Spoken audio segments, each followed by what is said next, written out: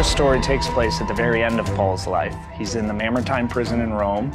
He's been accused of burning down half of Rome by Emperor Nero, and he's alone and in the darkness. And if you remember from Acts of the Apostles, a very important figure in Paul's life is Luke, the physician.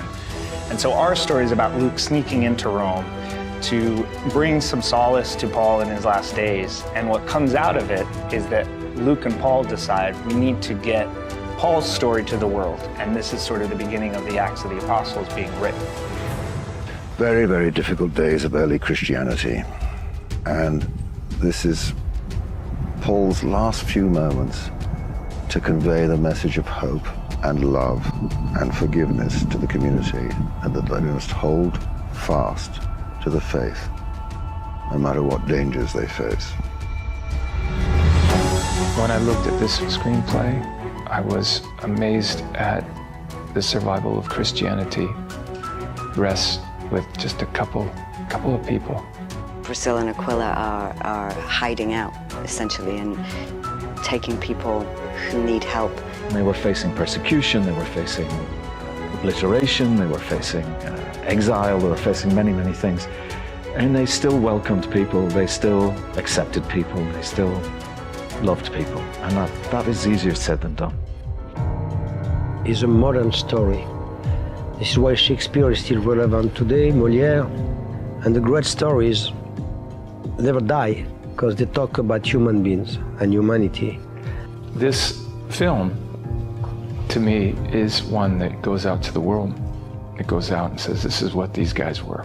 And the people that are going to watch it are going to say, wow, they're a sinner like me. And very human, very believable, very round. They have doubt, they have fear, they have anger. They're very real. The notion that someone could make a radical change in their life, that could go from being a thug to being one of the most important people in religious history, intrigued me. We have a tendency to put people like that on a pedestal, and there's almost becomes this disconnect, like I'm not as holy as they are.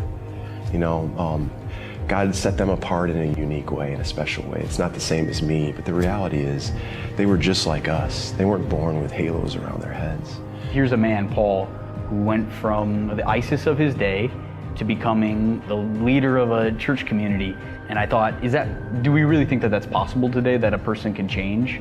I think the modern way of looking at people is that, like, once you do something, that really defines your life. And I think Paul helps us show that no one is beyond God's grace, that there's always a chance. Really, Paul brought the faith to a wider church in the face of everything. And his adamantine soul, we have to be very grateful for. This old, beaten, worn down man who had left everything on the playing field for Jesus. You know, he lived this life and was at the very end.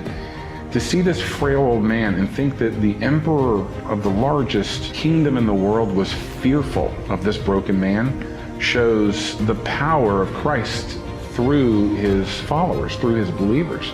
I just am so excited to tell this story and offer these themes to the world at a time when I think that we are so desperate to hear these things, to hear that we're loved, to hear that there is mercy and grace for anything, to hear that there is a God that's bigger than us, that loves us, and that we cannot fall too far from his grasp.